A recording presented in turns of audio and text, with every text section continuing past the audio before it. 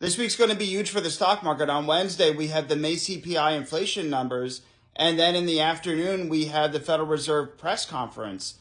So my estimates for the May CPI inflation, I think it'll be 3.4% year over year, 0.1% month over month, and then maybe 0.3% for core. And then my expectations for the press conference, I think that Jerome Powell will say that he wants to have more data and more months of evidence go by before he makes any decision on interest rates. So interest rates will probably have to stay higher for longer, especially from the hotter than expected jobs data from the May unemployment report from last Friday.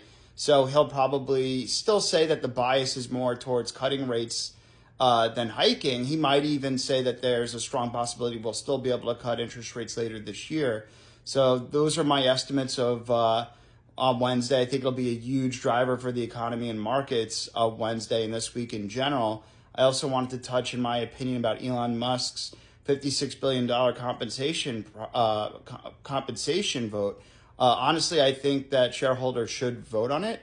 This was a promise that shareholders made back in 2018 for Elon Musk's compensation, and he's met all the highly aggressive revenue and growth targets. Despite huge obstacles, he's made and surpassed them, and he's technically went over 10 years without pay or salary. Obviously, he's gotten richer due to the value of his shares going up, but he hasn't received a salary in 10 years.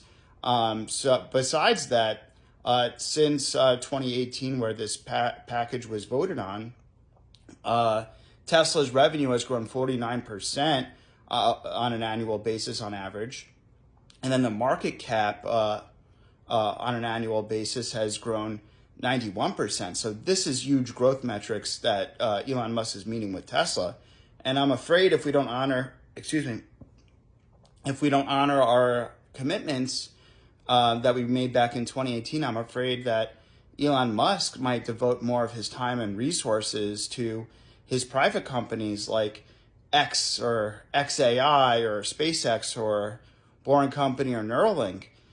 So if shareholders vote the compensation package that I think he deserves, and as I said, that it was agreed back in 2018, and he met all these compensation targets and they were aggressive, if shareholders vote it down, I'm afraid that Elon Musk will pretty much give more of his focus to those private companies. So in my opinion, I think that investors and shareholders should vote yes for his compensation package. It's, as I said before, it's pretty much committing to a previous commitment already made. And then on top of that, I want to talk a little bit about Apple's WWDC conference today, talking about Apple Intelligence, integrating AI into Siri. That was one of the key things, as well as Apple integrating ChatGPT for the iPhone and other Apple devices, starting with iOS 18. It seems like you need an Apple 15 probably in order to have these AI features. But yeah, I mean, there was a lot of rumors that Apple would be partnering with OpenAI to deliver ChatGPT and use OpenAI to help Apple with their AI products. And this is a huge moment for Apple. Now, I think a lot of people were reluctant to upgrade their iPhones the past few years because they were incremental updates. But now with AI being used and needing an iPhone 15 or newer, I think people will want to upgrade their iPhones and other Apple iPads, Macs, and watches to incorporate these AI features because those are pretty cool.